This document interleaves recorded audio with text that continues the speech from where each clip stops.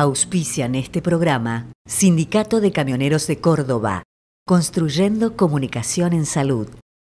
Consejo de Médicos de la Provincia de Córdoba.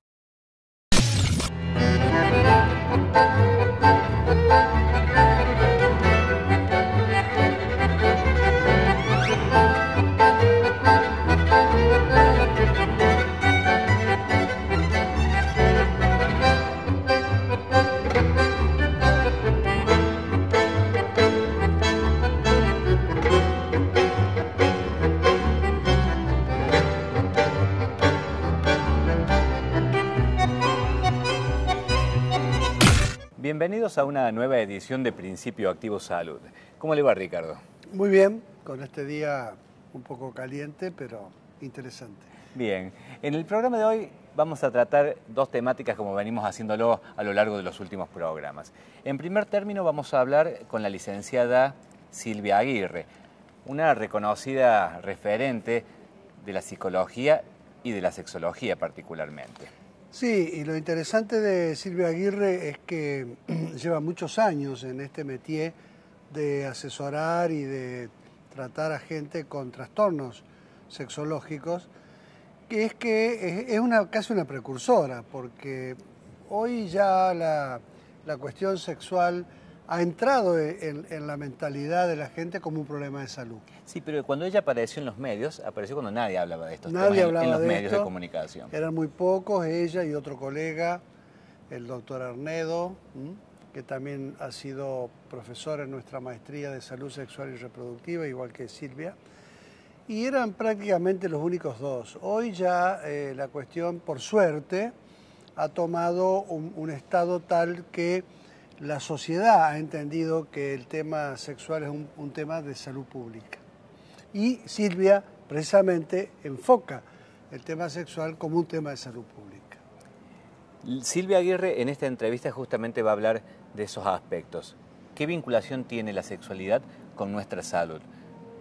Usted, doctor, que ha estado en la obstetricia, en la ginecología, sabe que durante mucho tiempo la sexualidad se la relacionó casi directamente a lo reproductivo. Nada más. Nada más, pero ya hace algunos años, incluso en la conferencia del Cairo, hubo muchos cambios en este sentido y la salud pública incorporó esta cuestión de la sexualidad y la sexualidad como un derecho. Claro, la conferencia del Cairo de 1994, que juntó 176 países y que firmaron una declaración que decía que en 20 años la cuestión tenía que cambiar y la sexualidad y el respeto por la mujer y por las elecciones sexuales de la gente, bueno, no se va a cumplir porque van a pasar los 20 años del 94 y el Cairo, digamos, ha sido una buena intención. Pero el Cairo es un gran referente, porque después del Cairo vino Beijing en el 95, en la conferencia en China, que profundizó lo que se hizo en el Cairo y hizo que los ministros de salud de todo el mundo tuvieran la obligatoriedad de incluir como un problema de salud pública el problema de la sexología. Y entonces hoy el mundo ha cambiado. Los argentinos hoy tenemos matrimonio igualitario, tenemos leyes de identidad de género. Y la identidad de género. Y la cosa ha cambiado. No todo lo que deseáramos, pero indudablemente ya no se habla, por ejemplo, de la homosexualidad como una enfermedad. A nadie se le ocurriría hoy decir que la homosexualidad es una enfermedad. Excepto, bueno, por supuesto hay pensamientos atávicos y muy retrógrados, pero en general la mayoría de la gente hoy se acepta la homosexualidad como una elección. Y profesionales como Silvia Aguirre han contribuido mucho a esto, ¿no? Porque indudablemente venimos de un sistema educativo y sanitario y sociológico que no tiene nada que ver con la realidad del siglo XXI. Bueno, vamos a tener entonces en primer lugar a Silvia Aguirre explicándonos esta relación entre la sexualidad y la salud y en segundo término vamos a tener un tema que tiene que ver con el control de la salud de los niños, un elemento a veces descuidado que son los controles oftalmológicos. Para ello vamos a entrevistar a la doctora Mariela Elia, que es una oftalmóloga pero además se dedica a una subespecialidad que es la oftalmología pediátrica. Así que vamos a escucharlas. Bueno, la sexualidad es una energía vital, es energía de vida, es un concepto más amplio que normalmente se utiliza, ¿no? Es más que genitalidad. Sexualidad es una manifestación de la persona que está viva. Hay sexualidad desde que la persona nace hasta que la persona muere y hay distintas manifestaciones de esa sexualidad, pero siempre son formas vitales, son formas en las cuales el individuo se expresa en esta conexión con la vida que tiene. Indudablemente que una sexualidad vivida placenteramente, vivida sin restricciones, sin asociarse con la culpa, vivida desde la convicción de la persona de estar haciendo lo que realmente siente, quiere, con respeto por los demás, es algo que se asocia con la salud. Todo aquello que hace que la sexualidad se reprima, se reprima de formas patológicas, ¿no es cierto? Porque podemos tener durante un periodo de tiempo que decimos, bueno, no sé, mi pareja está a tantos kilómetros, durante este tiempo yo o una parte de mi sexualidad, ¿no es cierto?, la dejo, pero porque quiero, porque elijo, porque es lo que realmente estoy prefiriendo hacer en ese momento. Esos momentos de represión no serían patológicos, pero aquella sexualidad que es reprimida desde afuera, en la cual se te dice, no, esto no podés hacerlo, sos una persona adulta y no podés ejercer tu sexualidad libremente en ninguna manifestación de las que ella tiene como posibilidad, eso enferma. La culpa asociada con la sexualidad enferma. La falta de respeto, la falta de conocimiento, el no valorarse y no saber lo que uno realmente quiere a nivel de sexualidad y hacerlo valer son las cosas que enferman. Yo creo que aquella persona que no tiene una sexualidad placentera no está pudiendo desarrollar de sí y de su propia vida todo lo mejor. Entonces, en este sentido, cuando se habla de que una persona, porque no tiene una buena sexualidad, tiene esa cara, ¿no?, que todos podemos reconocer, yo creo que sí hay una correlación. Es más, yo creo que la mejor posibilidad del ser humano se da cuando tiene, entre otras cosas, una sexualidad equilibrada. La sexualidad que realmente está eligiendo y está queriendo vivir. Ahí es cuando podemos decir, esta persona puede acercarse a su plenitud. Si no es así, no.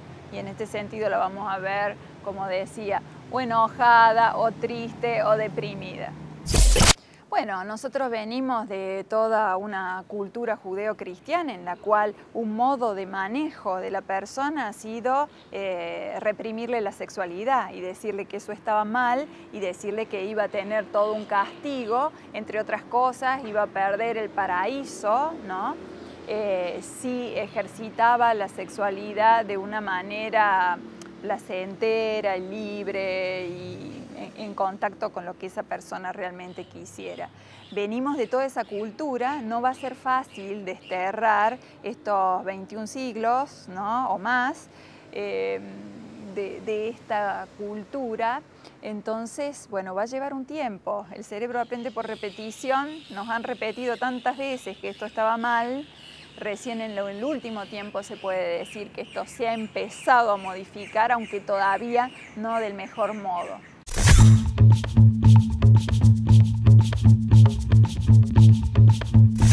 No, afortunadamente no. Y me río porque me acuerdo de personas de alrededor de 80 años que han venido a verme porque luego de 50 años de no tener ningún tipo de actividad genital se han reencontrado con el amor de su vida y han empezado, ¿no?, nuevamente el acercamiento y las caricias y la posibilidad de un juego amoroso.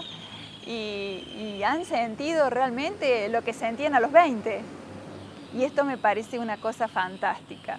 El que la persona, no importa la edad que tenga, se pueda conectar con esta vertiente vital de sí mismo, es algo que hace que la vida sea mucho más plena y más disfrutable.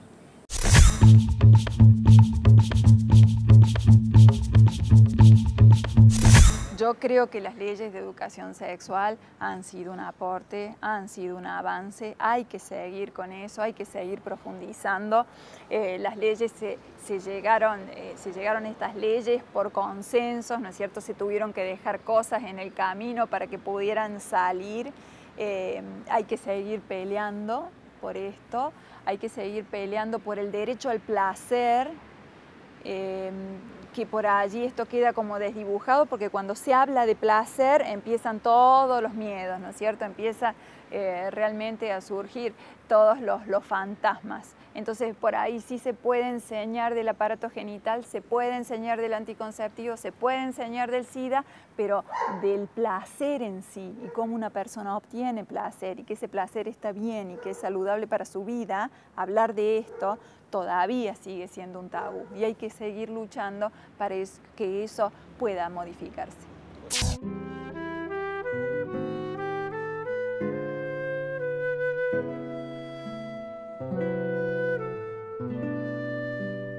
Clínica de la Familia, humanizando la salud. Otro emprendimiento del Sindicato de Camioneros de Córdoba. COINSA, Cooperativa de Servicios para Profesionales de la Salud. Unión de Educadores de la Provincia de Córdoba. Consejo de Médicos de la Provincia de Córdoba.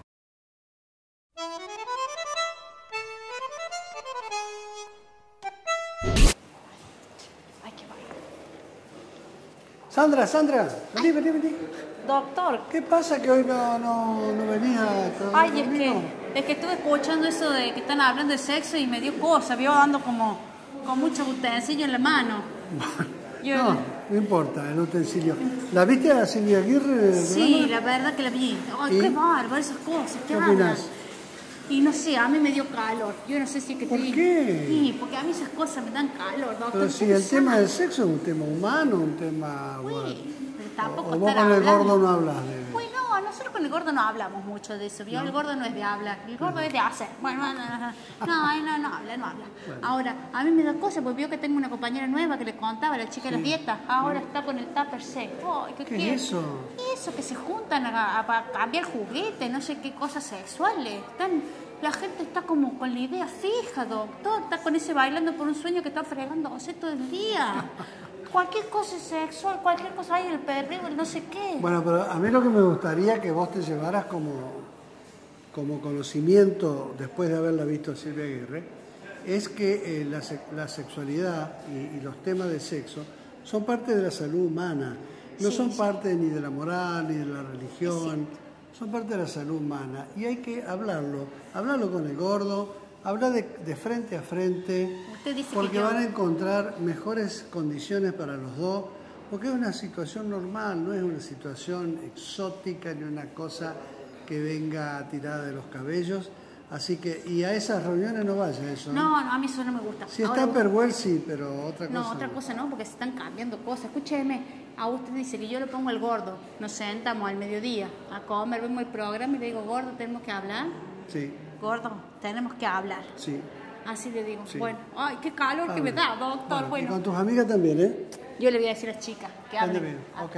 Nos vemos. Un beso. Chao.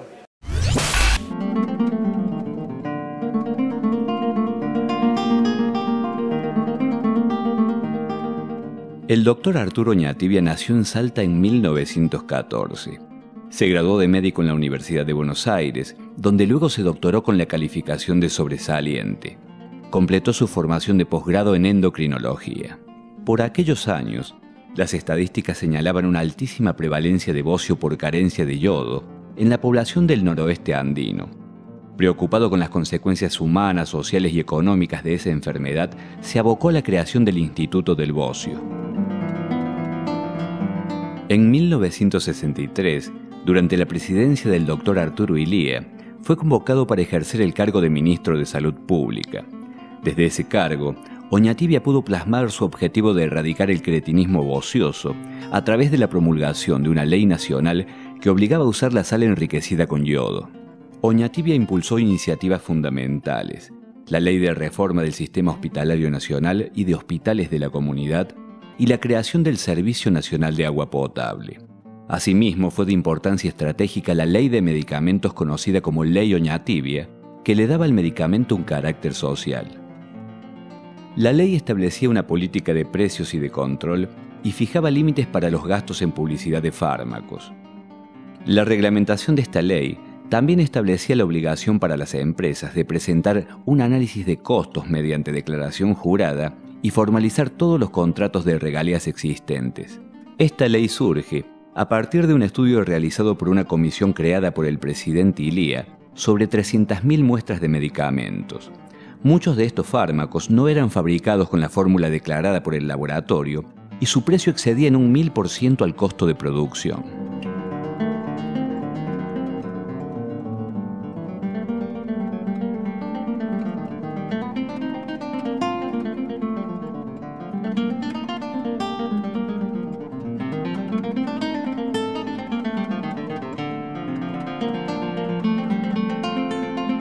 Esta ley tocó importantes intereses económicos y es considerada uno de los factores que llevaron al golpe de Estado encabezado por Onganía, que derrocó al gobierno del presidente Ilía.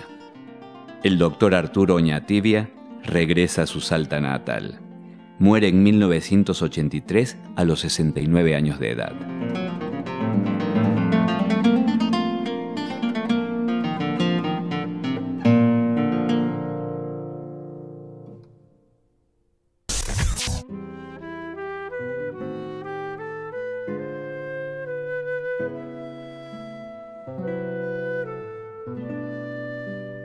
Clínica de la Familia, humanizando la salud. Otro emprendimiento del Sindicato de Camioneros de Córdoba. COINSA, Cooperativa de Servicios para Profesionales de la Salud. Unión de Educadores de la Provincia de Córdoba. Consejo de Médicos de la Provincia de Córdoba.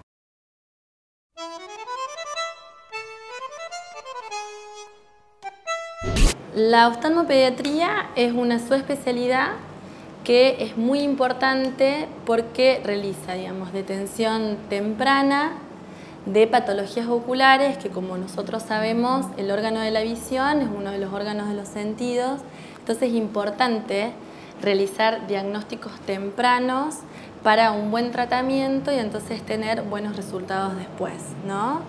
Además, ese niño, si nosotros a estas patologías oculares realizamos una detención precoz y prevenimos, después que prevenimos las complicaciones que puede tener, le vamos a permitir un crecimiento adecuado dentro de su ámbito escolar, su ámbito social, psíquico e intelectual, ¿no? Porque es muy importante saber si ese niño es un recién nacido prematuro, que ya sabemos que es el mayor factor de riesgo de producir incapacidad visual y ceguera.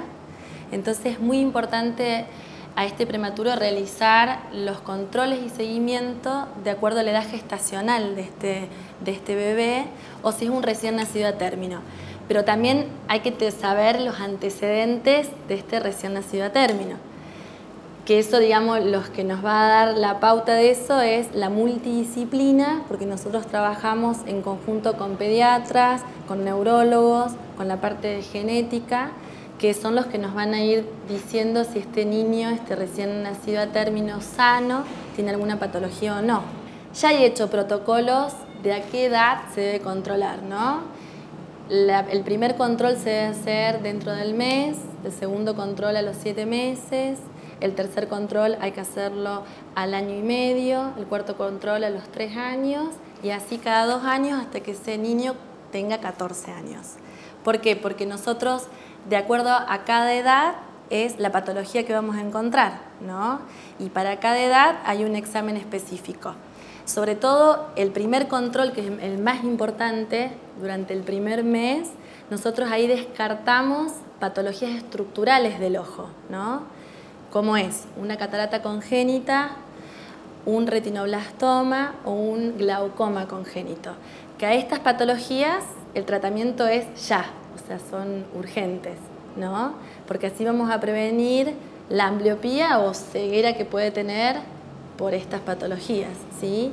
Y en los otros controles, a los 7 meses, año y medio y 3 años, También tenemos que ver si ese niño tiene un buen alineamiento ocular, o sea, que no tenga estrabismo o que no tenga algún vicio de refracción, como ya nosotros conocemos la miopía, la hipermetropía, que pueden causar lo que llamamos la ambliopía, que es un problema si no se trata tempranamente, porque si nosotros esperamos que ese nene tenga 7 años estamos en problemas. Entonces lo debemos tratar lo más temprano posible para poder desarrollar una buena agudeza visual en ese niño. Y es posible si lo detectamos precozmente, ¿no? Entonces, como que la oftalmopediatría, como palabras claves, es la multidisciplina, que necesitamos también de las otras especialidades que trabajen en conjunto con nosotros, pero también de los papás, porque es el papá que muchas veces viene a la consulta y nos dice, hace una semana que está desviando el ojito, antes no, hace una semana que tiene el ojito rojo, antes no. Entonces son los papás los que primero ven la patología en el niño, ¿no? Y nosotros, los oftalmólogos. O sea, debemos tomar conciencia que es muy importante realizar la consulta oftalmológica en los niños. En los niños nacidos a términos normales podemos tener la leucocoria, que se llama, que es la pupila blanca, que nosotros llamamos cuando le sacan la fotito, vienen y nos muestran la foto y dice, doctora, tiene la pupila blanca mi hijo, que altera el reflejo rojo, ¿no? Entonces, la leucocoria puede ser por catarata congénita o por un retinoblastoma, ¿sí? O una toxocariasis, que también son infecciones oculares, pero ya se dan niños más grandes, no en el recién nacido. Lo que continúa son los problemas de refracción y después está el estrabismo. Estos son en nacidos a término, ¿no? En el prematuro ya sabemos que la patología de base es la retinopatía del prematuro, que se llama ROP, que es lo más frecuente y es la más problemática, ¿no?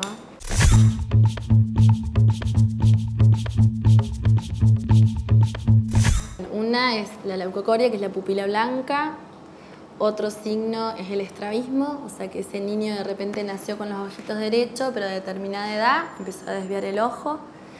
Otro signo es que el nene se caiga, se tropiece, que el nene se acerca mucho a la tele, o se acerca para leer mucho, o cuando se acerca mucho a la tele, son los que los papás vienen y nos dicen eso. O que al nene a la mañana le moleste muchísimo la luz, que tenga como mucha fotofobia, que eso también es otra patología, que es la uveitis, y se puede acompañar de enfermedades reumatológicas, que también la primera manifestación a veces es ocular y después de las articulaciones. Entonces son los signos típicos, digamos. En el colegio, por ejemplo, los niños que no ven, no copian el pizarrón, no hacen la tarea o escriben muy grande en el cuaderno y les da vergüenza. Entonces es como que son nenes que se los llaman no son atentos, o no prestan atención, o se los envía a un psicopedagogo porque no presta atención y resulta que el niño no veía. Lo más importante es, como ya está como protocolizado a determinada edad tal control, es hacerlos. O sea, yo creo que es obligatorio ya el examen ocular en los niños, ¿no? Además, ahora, por suerte, nos piden el examen ocular cuando ingresan al jardín, cuando ingresan, digamos, pero a partir de los 3 años, 4 años ya está siendo obligatorio a nivel de la escuela. Pero antes como que todavía no. Entonces es como fundamental antes. Ya sabemos que el primer mes es el primer control. Bueno, creo que ha sido muy interesante y le digo a nuestros telespectadores, los que ya tenían la mentalidad más abierta con respecto al sistema sexual que hoy existe en el mundo, a las elecciones sexuales, bueno, lo de Silvia Aguirre le ha servido para incrementar un poco su conocimiento sobre el tema. Y para aquellos que todavía conservan una mentalidad conservadora, racional, es decir, que no es criticable porque ha sido la formación que hemos tenido los seres humanos desde hace muchísimos años, para que vayan empezando a abrir un poquito su mente y a comprender todas estas situaciones de las elecciones sexuales y de cómo la sexualidad es parte no de la moral ni de la religión, sino de formas de vida. Y que la sexualidad bien entendida es parte del sistema sanitario mundial. Así que bienvenido lo de Silvia Aguirre y bienvenido los que todavía tienen ese tipo de pensamiento para que se adapten a este siglo XXI, que es otra cosa, por lo menos en nuestro país. Siempre hay tiempo para cambiar, doctor. Las sociedades van cambiando, van demostrando, y por lo menos la Argentina en este momento ha demostrado que en este terreno ha dado pasos muy importantes, y la sociedad lentamente también va siguiendo esos cambios que se van dando, a veces en el terreno de las leyes, pero que son un puntapié importante para ir abriendo el espíritu de una sociedad. Así es, así que junto con lo que nos enseñó la colega con respecto a la oftalmología infantil, creemos haber cumplido nuevamente en este programa y que haya sido aprovechado por ustedes. Hasta la próxima. Hasta la próxima semana. Auspician este programa Sindicato de Camioneros de Córdoba, Construyendo Comunicación en Salud. Consejo de Médicos de la Provincia de Córdoba.